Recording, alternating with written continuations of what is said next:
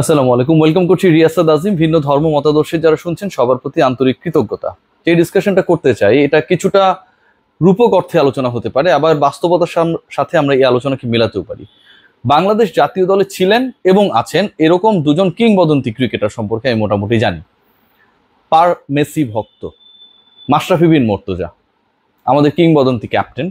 যখনই আর্জেন্টিনার ম্যাচ হয়, ম্যাচের আগের দিন এবং ম্যাচের পরে ম্যাচের স্ট্যাটাস আমরা পাই, এবং সেই জায়গাটা আসলে আর্জেন্টিনাকে কেন্দ্র করে, এই দলটাকে কেন্দ্র করে যে আবেগ, দীর্ঘ সময়ের যে আসলে ট্রফি খরা, যে অপেক্ষা, সেই অপেক্ষার অবসান এবং এগিয়ে চলার গল্পের কথাগুলোই মাশরাফি তার স্ট্যাটাসগুলোতে বলেন।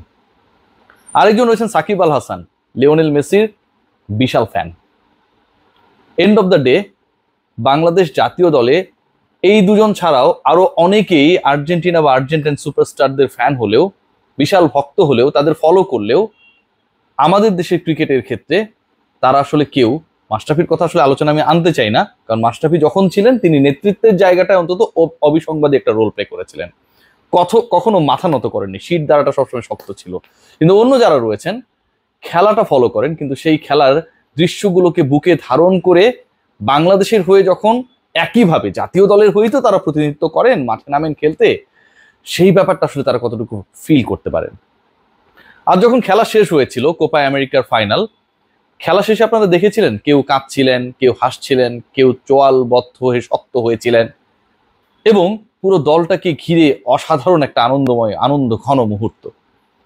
3 বছরে 4টা ট্রফি, 36 বছরের বিশ্বকাপ জিততে না পারার যে অবসান তারা করেছে, এবং তারপরে স্পেনের পরে মহাদেশীয় ট্রফির পরে বিশ্বকাপ, আবারও মহাদেশীয় ট্রফি জয়ের যে অসাধারণ একটা দৃষ্টান্ত স্থাপন, সেটা বিশ্বের দ্বিতীয় দল হিসেবে আর্জেন্টিনা করতে পেরেছে। পুরো দলটার দিকে যদি তাকান, দেখবেন যে আনহেল দি মারিয়ার জন্য সবার কি একটা চেষ্টা যে আসলে ট্রফি জিতিয়েই যেন তাকে বিদায় জানানো যায়।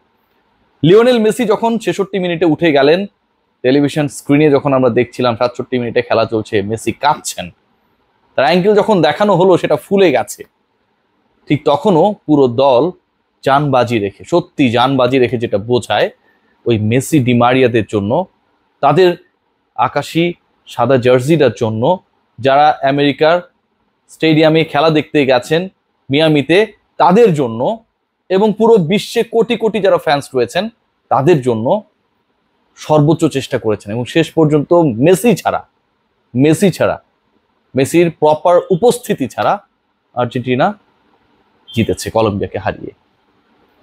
বাংলাদেশ দলও মাঠে নামে। বাংলাদেশ দলের সাথে এই পার্থক্যের জায়গাটা আমি কেন আলোচনা করছি, খেয়াল করে দেখবেন যে লাউতারো মার্টিনেজ, আর্জেন্টিনা গোল করেছেন 9টা, তার 5টা দিয়েছেন তিনি। এদিন তিনি নেমেছেন যখন অতিরিক্ত সময়ের খেলা, তখন স্ক্যালোনি তাকে মাঠে নামান, গোল করেছেন ভাই। চিলির বিপক্ষে খেলা শেষের অন্তিম মুহূর্তে গোল করে দলকে জিতিয়েছেন। পেরুর বিপক্ষে ডাবল স্কোর করেছেন। আর্জেন্টিনা 9 গোলের 5টা তিনি করেছেন, অথচ তিনি বিশ্বকাপে টোটালি ফ্লপ ছিলেন। 242 মিনিট তিনি মাঠে নামার সুযোগ পেয়েছিলেন, একটা অ্যাসিস্ট বা একটা গোল পর্যন্ত করতে পারেনি লাউতারো মার্টিনেজ। আর এবার 221 মিনিট খেলেছেন, বিশ্বকাপের থেকে 21 মিনিট কম খেলেছেন, গোল করেছেন 5টা। তিনি তার ব্যর্থতাকে সাফল্য দিয়ে এমন ভাবে ভুলিয়ে দিয়েছেন, ওই ব্যর্থতার গল্প আর এখন কারো মনে পড়বে না। যেমনটা মনে পড়ে না যে সৌদি আরবের বিপক্ষে হেরে আর্জেন্টিনা আসলে আসরটা শুরু করেছিল, মনে পড়ে শুধুমাত্র এমিলিয়ানো মার্টিনেজের কৃতিত্ব। খেয়াল করে দেখবেন বাংলাদেশে অনেক ক্রিকেটার সুযোগ পায়, ফেইল করে, আবারও সুযোগ পায়, সমর্থন পায়, দলের বাইরে চলে যাবার পর আমরা ঝড় তুলি ফেসবুকে, আমরা ঝড় তুলি মিডিয়ায়, আমরা ঝড় তুলি প্রেস কনফারেন্সে, এবং সুযোগ পাওয়ার পর আরো তারা ডাব্বা মারেন। অসংখ্য ক্রিকেটার আমরা পাবো, ফ্যাসিলিটিসের দিক থেকে তারা সুপিরিয়র অবস্থায় থাকেন, গ্রেডিং এর দিক থেকে তারা খুব ভালো অবস্থানে থাকেন, কিন্তু দিন শেষে ওই যে মাঠে নামাটা, আমার দলকে জেতানোর জন্য জান বাজি রেখে খেলবো, চলে পুরে নুয়ে ছাড়খাড় মাথা নোয়াবার নয়, ওই ব্যাপারটা কাজ করে না ভাই। আমরা বলতে পারি যে আমরা চিল মুডে আছি, আমরা সাংবাদিকদের হোটেল থেকে বের করে দিতে পারি, আমরা টেস্ট ক্রিকেটে ভেরি ফার্স্ট বলে ডাউন দ্য উইকেটে গিয়ে 6 মারারও চেষ্টা করতে পারি। খেয়াল করে দেখবেন এই ব্যর্থ লাউতারো মার্টিনেজ যেভাবে কামব্যাক করেছেন, আমাদের সেই স্টোরিজগুলো এই কারণে তৈরি হয় না, আমরা ফিল করতে পারি না। আমরা যদি খেয়াল করে দেখি লিওনেল মেসি যেভাবে কাঁদছিলেন, বাংলাদেশেরও সেই সিচুয়েশনটা ছিল।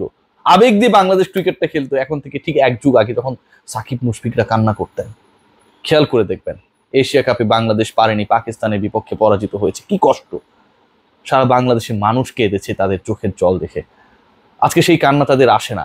আজকে আমরা ব্যাখ্যা পাই যে আমাদের যখন গোল্ডেন সেমিফাইনালে যাওয়ার সুযোগটা তৈরি হয়, সেই গোল্ডেন অপরচুনিটি তৈরি হয়, তখন পাওয়ার প্লেতে 3 উইকেট হারানো মানে বাংলাদেশ আর ট্রাই করবে না, বাংলাদেশ নেক্সট লেভেলে যাওয়ার ট্রাই করবে না, সেই বক্তব্য আমরা দেখি। অথচ এই বাংলাদেশ তার থেকে ঢের শক্তিশালী দলের বিপক্ষে মাত্র 2 রানে যখন পরাজিত হয় এশিয়া কাপে এখন থেকে এক যুগ আগে, ঠিক তখন সাকিব আল হাসানরা কাঁদেন। আজকের সাকিব আল হাসানরা অনেক অনেক অনেক বেশি পেশাদার হয়ে গেছেন। আমাদের এই পেশাদারিত্বের দরকার নেই, আমরা আর্জেন্টিনা হতে চাই। খেয়াল করে দেখবেন, লিওনেল মেসি, স্ক্যালোনি সংবাদ সম্মেলনে বলেছেন তিনি এমন একজন ফুটবলার, তিনি তার ভবিষ্যৎ ডিসাইড করবেন। একজন ফুটবলার পুরো দলটাকে পাল্টে দিয়েছেন ভাই, পাল্টে দিয়েছেন। যখন ড্রেসিং রুমে লিওনেল মেসি কথা বলেন, উজ্জীবিত করেন, যখন আমরা দেখেছিলাম যে লিওনেল মেসির মতো ঠান্ডা ফুটবলারও ফাইনালে ফ্রান্সের বিপক্ষে অনেক অনেক বেশি সিরিয়াস হয়ে যান, আক্রমণ করেন, ঠিক তখন একটা ব্যাপারই প্রমাণিত হয় যে আসলে যিনি রাজা, তাকে রাজত্বটা যখন দেয়া হয়, তিনি জানেন লড়াইটা কিভাবে করতে হয়, সৈন্যদের কিভাবে ব্যবহার করতে হয়। বাংলাদেশে কয়েকজন ক্রিকেটারের কথাই আমরা বলি, মাশরাফির রিটায়ারমেন্টটা ফোর্স রিটায়ারমেন্ট হয়েছে। আমরা বাইরের পরামর্শ শুনে, চান্ডিকা হাতুরু সিংদের পরামর্শ শুনে গলা ধাক্কা দিয়ে আমরা বের করে দিয়েছি আমাদের কিংবদন্তিদের। মুশফিকুর রহিম এই মুহূর্তে, কিছুদিন আগেই স্টার্ট দেখছিলাম, জেমস অ্যান্ডারসন আপনাদের রিটায়ারমেন্ট, তার রিটায়ারমেন্টের পরে মুশফিকুর রহিম এই মুহূর্তে যারা খেলে চলেছেন, এখনো ক্যারিয়ারটাকে কন্টিনিউ করছেন, তিনিই সবচেয়ে দীর্ঘ ক্যারিয়ারের ক্রিকেটার যার ক্যারিয়ারটার পাশে এখন স্টার মার্ক রয়েছে, অপরাজিত। চলছে ভাই, আমরা কি প্রপার সম্মানটা দেই? আমরা দেই না। তকদিরের কথা মুশফিককে সংবাদ সম্মেলনে গিয়ে বলতে হয়। আমরা যদি খেয়াল করে দেখি, আমাদেরও কোচ আসে কোচ যায়। স্ক্যালোনি যেভাবে পুরো দলটাকে সাজিয়েছেন, গুছিয়েছেন, লটারো মার্টিনেজ পুরো কোপা আমেরিকার হাইয়েস্ট স্কোরার হবার পরেও 9 গোলের 5টা দেওয়ার পরও যখন তাকে ওই এক্সট্রা টাইমে নামতে হয়, সেটা নিয়ে আমরা যখন কোনো প্রতিবাদ দেখি না, প্রশ্ন দেখি না, সেটাতেই তিনি হ্যাপি।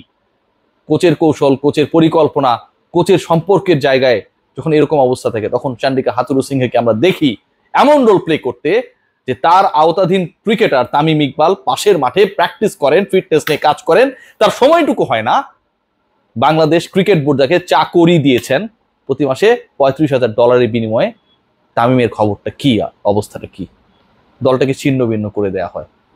আর্জেন্টিনার মতো বাংলাদেশও হতে পারতো, দারুণ একটা মালা হতে পারতো, গোলাপের মালা হতে পারতো, গাঁদা ফুলের মালা হতে পারতো, বেলি ফুলের মালা হতে পারতো, কিংবা ভালো কোনো গন্ধ ছড়ায় না যে কোনো একটা ফুলের মালা হতে পারতো। কিন্তু বাংলাদেশের ওই ফুলের মালাটা হতেও হয়নি। যে জায়গাগুলোতে আসলে গাঁথুনির দরকার ছিল, সেগুলোকে আমরা শেষ করে দিয়েছি, পিষে ফেলেছি। কথা আছে না, ফুল নেব না অশ্রু নেব বন্ধু। আমাদের এখন ফুলও আমরা পাই না, মালার ফুল নিচে পড়ে গেছে, পিষে ফেলা হয়েছে। আর অশ্রু, সাকিবদের অশ্রু 2012-তেই শেষ হয়ে গেছে। বাংলাদেশ দল আসলে আর্জেন্টিনার মতো হতে পারতো, হয়তো বিশ্ব চ্যাম্পিয়ন হতো না, কিন্তু শির দ্বারা উঁচিয়ে অন্তত আফগানিস্তানের মতো করে প্রতিদ্বন্দ্বিতা করতে পারতো। আমরা সেই পথে নাই, আমরা বড়ই বেশি স্মার্ট। সবাই ভালো থাকবেন। আজান দিয়েছে, টেক কেয়ার।